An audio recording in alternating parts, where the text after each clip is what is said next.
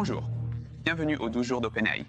On va essayer quelque chose que, à notre connaissance, aucune entreprise tech n'a fait auparavant. C'est-à-dire que chaque jour, pendant les 12 prochains jours, tous les jours de la semaine, nous allons lancer ou présenter quelque chose de nouveau que nous avons créé. Et on pense qu'on a des super trucs pour vous à partir d'aujourd'hui. On espère que ça va vraiment vous plaire et on va essayer de rendre ça amusant et rapide sans trop prendre de temps. Mais ce sera une façon de vous montrer sur quoi nous avons travaillé et un petit cadeau de Noël de notre part. Alors, on va plonger directement dans ce premier jour.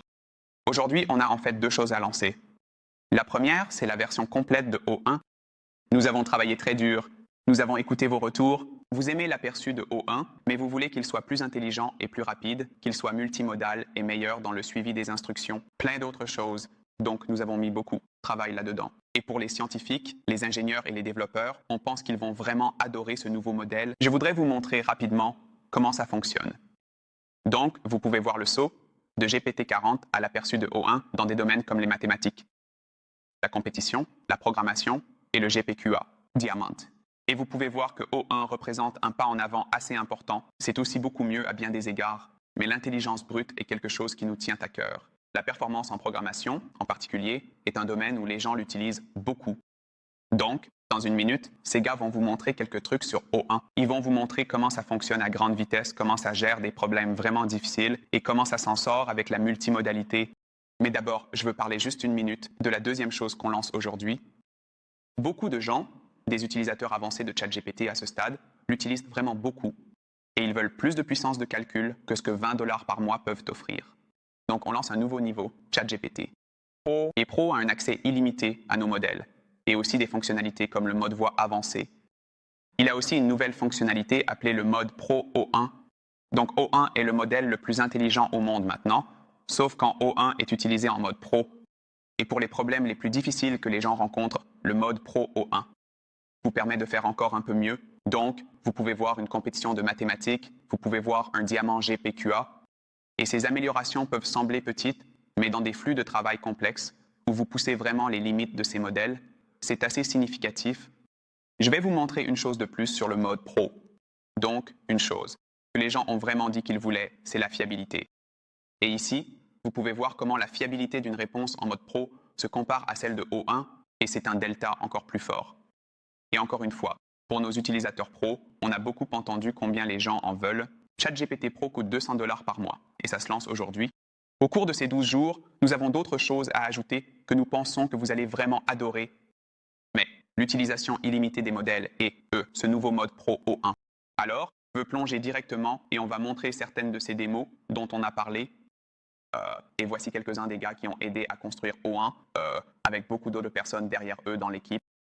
Merci Sam. Salut, je suis Hyung-Won, moi c'est Jason et je suis Max, des scientifiques de recherche mondiale qui ont travaillé sur la construction de O1. O1 est vraiment distinctif parce que c'est le premier modèle que nous avons entraîné qui fléchit avant.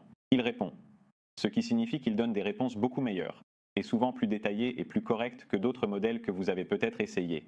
O1 est déployé aujourd'hui pour tous les abonnés Plus, et bientôt Pro sur ChatGPT, remplaçant l'aperçu O1. Le modèle O1 est plus rapide, plus intelligent que le modèle d'aperçu O1 que nous avons lancé en septembre. Après le lancement, beaucoup de gens ont demandé à propos de l'entrée multimodale, donc nous l'avons ajouté. Donc, maintenant, le modèle O1 en direct aujourd'hui est capable de raisonner à la fois à travers des images et du texte ensemble. Comme Sam l'a mentionné, aujourd'hui nous allons aussi lancer un nouveau niveau de ChatGPT appelé ChatGPT Pro.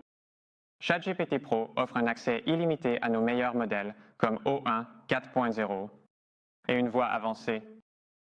ChatGPT Pro a aussi une façon spéciale d'utiliser O1 appelée mode Pro O1. Avec le mode Pro O1, vous pouvez demander au modèle d'utiliser encore plus de puissance de calcul, de réfléchir encore plus intensément sur certains des problèmes les plus difficiles. Nous pensons que le public pour ChatGPT Pro sera constitué des utilisateurs avancés de ChatGPT, ceux qui poussent déjà les modèles à leurs limites sur des tâches comme les maths, la programmation et l'écriture.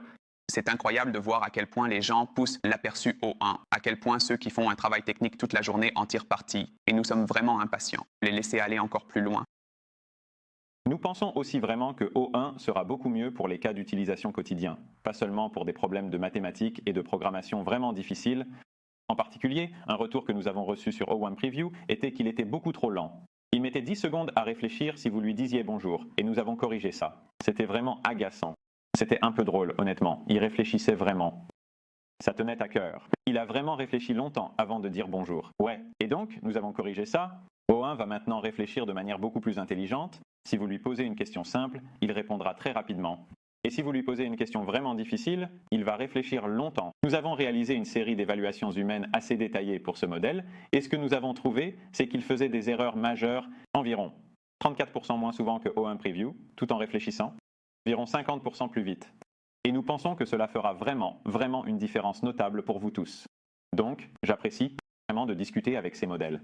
Je suis un grand passionné d'histoire et je vais vous montrer une démo très rapide, par exemple, d'un type de question que je pourrais poser à l'un de ces modèles. Donc, juste ici. À gauche, j'ai O1, à droite, j'ai O1 Preview. Et je lui pose une question d'histoire vraiment simple. Liste les numéaux romains du IIe siècle, parle-moi de leur date, de ce qu'ils ont fait. Ce n'est pas difficile, mais vous savez, GPT-40 se trompe en fait une bonne partie du temps. Et donc, j'ai demandé ça à O1, j'ai demandé ça à O1 Preview. J'ai testé ça hors ligne quelques fois et j'ai trouvé que O1 répondait en moyenne environ 60% plus vite que O1 Preview. Ça pourrait être un peu variable. Parce qu'en ce moment, nous sommes en train de remplacer tous nos GPU de O1 Preview à O1. Donc en fait, 0.1 a réfléchi pendant environ 14 secondes, 0.1 aperçu. Toujours en cours. Il y a d'empereurs romains. Il y a beaucoup d'empereurs romains, ouais, 4.0. En fait, ils se trompent beaucoup de fois. Il y a beaucoup de gens qui ont régné pendant genre 6 jours, 12 jours, 1 mois, et parfois ils oublient cela. Peux-tu les faire de mémoire, y compris ceux qui ont régné 6 jours? Non. Ouais. Alors c'est parti. O1 a réfléchi pendant environ 14 secondes. O1 Preview a réfléchi pendant environ 33 secondes. Les modèles seront plus rapides, nous voulons cela en ligne. Exactement. Donc, ouais, on pense que vous allez vraiment apprécier de parler à ce modèle. On a trouvé qu'il donnait d'excellentes réponses. Il a pensé plus vite. Ça devrait offrir une meilleure expérience utilisateur pour tout le monde. Donc, une autre fonctionnalité que nous savons que les gens voulaient pour des cas d'utilisation et qu'on a beaucoup demandé, c'est les entrées multimodales et la compréhension des images. Et Hyungwon va en parler maintenant. Ouais. Pour illustrer l'entrée multimodale et le raisonnement, j'ai créé ce petit problème avec quelques diagrammes dessinés à la main, etc. Alors, là, c'est difficile à voir, donc j'ai déjà pris une photo de ça. Alors, regardons cette photo sur un ordinateur portable. Donc, une fois que tu as téléchargé l'image dans le chat GPT, tu peux cliquer dessus pour voir la version agrandie. Donc, c'est un système d'un centre de données dans l'espace. Donc, peut-être qu'à l'avenir, on voudra entraîner des modèles d'IA dans ce domaine. Je pense qu'on devrait faire ça, mais le chiffre de puissance semble un peu bas. 1 gigawatt ou 1 gigawatt. D'accord. Mais l'idée générale, Chiffres. chiffre débutant. Des chiffres de débutants. Ouais. Donc, on a un soleil juste ici qui prend de l'énergie sur ce panneau solaire. Et puis, il y a un petit centre de données ici. C'est ce à quoi il ressemble. Ouais. GPU, c'est ça. Ouais. Et ensuite, la pompe. Belle pompe ici. Et une chose intéressante à propos de l'opération dans l'espace, c'est qu'ici sur Terre, on peut faire du refroidissement à air, du refroidissement à eau pour refroidir les GPU, mais dans l'espace, il n'y a rien là. Donc, on doit évacuer cette chaleur dans l'espace profond. Et c'est pour ça qu'on a besoin de ce grand panneau de refroidissement. Et ce problème concerne la recherche de l'estimation de la limite inférieure de la surface du panneau de refroidissement nécessaire pour faire fonctionner centre de données d'1 gigawatt. Ça va être grand. Ouais, voyons voir à quel point c'est grand. Voyons voir. Donc, c'est le problème. Je vais à cette invite et c'est essentiellement ce qu'on demande. Alors, laissez-moi appuyer sur démarrer. Et le modèle va réfléchir pendant quelques secondes. Au fait, la plupart des gens ne le savent pas, mais je travaille avec Hyungwon depuis longtemps. Hyungwon a en fait un doctorat en thermodynamique, ce qui c'est totalement sans rapport avec l'IA. Et tu rigoles toujours en disant que tu n'as pas pu utiliser ton doctorat, travaille dans ton job jusqu'à aujourd'hui. Donc, tu peux faire confiance à Hyungwon pour cette analyse. Enfin, merci de mettre l'ambiance. Maintenant, je dois vraiment bien faire ça. D'accord, donc le modèle a fini de réfléchir.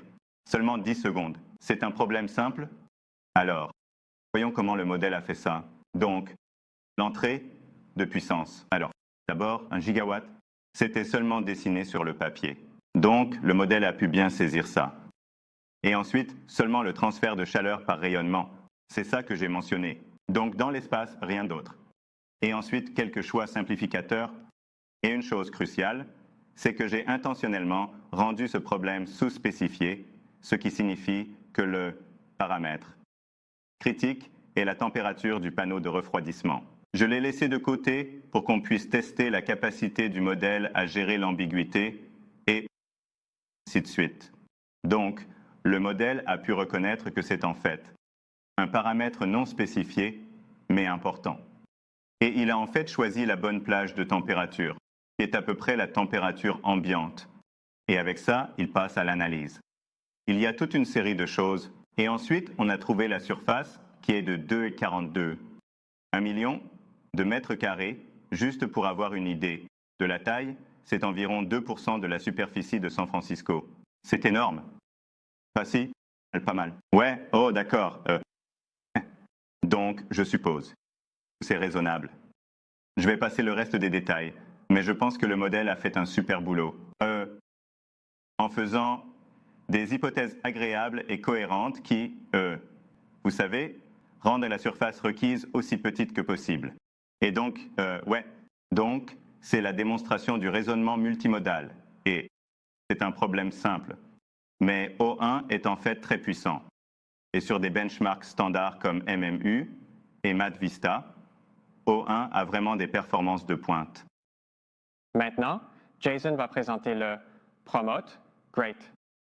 Donc, je veux faire une courte démo du mode promo de ChatGPT 01. Les gens trouveront que le mode pro de O1 est le plus utile pour, disons, des problèmes difficiles de mathématiques, de sciences ou de programmation. Donc ici, j'ai un problème de chimie assez difficile, que O1 Preview a généralement du mal à résoudre. Alors je vais laisser le modèle commencer à réfléchir. Une chose que nous avons apprise avec ces modèles, c'est que pour ces problèmes très difficiles, le modèle peut réfléchir pendant jusqu'à quelques minutes. Je pense que pour ce problème, le modèle réfléchit généralement entre 1 minute et 3 minutes. Et donc, nous devons fournir un peu de divertissement aux gens pendant que le modèle réfléchit. Donc, je vais décrire un peu le problème. Et ensuite, si le modèle réfléchit encore quand j'ai fini, j'ai préparé une blague de papa pour nous occuper le reste du temps. Donc, vous pouvez voir que le problème demande une protéine qui correspond à un ensemble de critères très spécifiques. Donc, il y a 6 critères. Et le défi, c'est que chacun d'eux demande des connaissances en chimie spécifiques au domaine que le modèle devrait rappeler. Et l'autre chose à savoir sur ce problème, c'est qu'aucun de ces critères ne révèle en fait quelle est la bonne réponse, donc pour chaque critère. Donné, il pourrait y avoir des dizaines de protéines qui pourraient correspondre à ce critère. Et donc, le modèle doit réfléchir à tous les candidats et ensuite vérifier s'ils correspondent à tous les critères. D'accord. Donc, vous pouvez voir que le modèle était en fait plus rapide cette fois, donc ça a fini en 53 secondes. Vous pouvez cliquer et voir une partie du processus de réflexion que le modèle a suivi pour arriver à la réponse. On peut voir qu'il réfléchit à différents candidats, comme la neuroligine au départ, et ensuite, il arrive à la bonne réponse, qui est la rétinochysine, ce qui est super. D'accord, pour résumer, nous avons vu avec Max que O1 est plus intelligent et plus rapide que O1 Preview. Nous avons vu avec Hyungwon que O1 peut maintenant raisonner à la fois sur du texte et des images. Et enfin, nous avons vu, avec le mode pro de ChatGPT, vous pouvez utiliser O1 pour réfléchir et raisonner sur les problèmes de sciences et de mathématiques les plus difficiles. Ouais, il y a encore plus à venir pour le niveau pro de ChatGPT. Nous travaillons sur des tâches encore plus intensives en calcul pour alimenter des tâches plus longues et plus grandes pour ceux qui veulent pousser le modèle encore plus loin. Et nous travaillons toujours à ajouter des outils au modèle O1, comme la navigation sur le web, les téléchargements de fichiers et des choses comme ça. Nous travaillons aussi dur pour amener O1 à l'API. Nous allons ajouter de nouvelles fonctionnalités pour les développeurs, des sorties structurées, des appels de fonctions, des messages pour les développeurs et une compréhension d'images via l'API. Nous pensons que ce sera un super modèle pour les développeurs et qu'il va vraiment ouvrir une nouvelle frontière de choses agentiques. Nous espérons que vous l'aimerez autant que nous. C'était génial. Merci beaucoup à vous tous. Félicitations. À vous et à l'équipe d'avoir réussi ça. Nous espérons vraiment que vous allez apprécier O1 et le mode pro ou le niveau pro. On a encore plein de choses à venir. Demain, nous reviendrons avec quelque chose de génial pour les développeurs. Et nous continuerons à partir de là. Avant de conclure, est-ce qu'on peut entendre ta blague? Oui, donc j'ai fait cette blague. Ce matin, la blague est celle-ci. Alors le Père Noël essayait de faire résoudre un problème de maths à son grand modèle de langage et il le poussait vraiment fort, mais ça ne marchait pas. Comment a-t-il finalement résolu le problème? Aucune idée. Il a utilisé le renforcement des rennes. Merci beaucoup. Merci.